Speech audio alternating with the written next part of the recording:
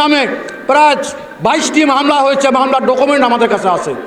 আমাদের 4জন ছেলে জাতীয় পার্টির এখানে জেলে থাকলো, 2 জন লোক মারা গেল, তারপরেও আমরা এই আন্দোলনের সহযোগিতা করেও এখন ফ্যাসিস্টের দোষর হিসাবে আখ্যায়িত করছেন।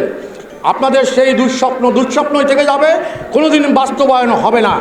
আরেকটা কথা বলতে চাই যে আজকে আমরা মনে হচ্ছে যে আইয়ামে জাহিলিয়াতের যুগে আছি।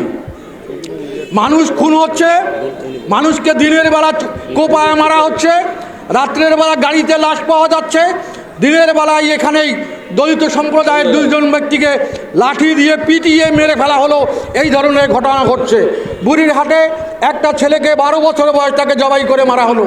এই যে আমাদের বর্তমান যে আইন শৃঙ্খলার পরিস্থিতি অবনতি, এই অবনতি থাকে যে এই আইন শৃঙ্খলা পরিস্থিতি দিয়ে কিভাবে একটা সুস্থ নির্বাচন করা সম্ভব আমার মাথায় আসে না।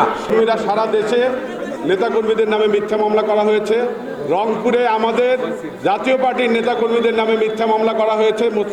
জিএম কাদেরকে 1 নম্বর আসামি করে, মুস্তাফিজুর রহমান মোস্তফাকে 2 নম্বর আসামি করে, আমাদেরকে সকলকে আসামি করে একটা মামলা করা হয়েছে। এনসিপি একটি মামলা করেছে।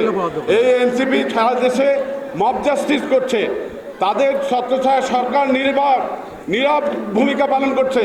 আজকে আপনারা দেখেন যে শেখ হাসিনা যখন ক্ষমতায় ছিল, জিএম কাদেরের সভাপতি পদ, পার্টির চেয়ারম্যানের পদ আটকে রাখার জন্য একটা জজ কোর্টে, সাব জজ কোর্টে একটা রায় দিয়ে জিএম কাদেরের পদ 6 মাস আটকে রেখেছিল।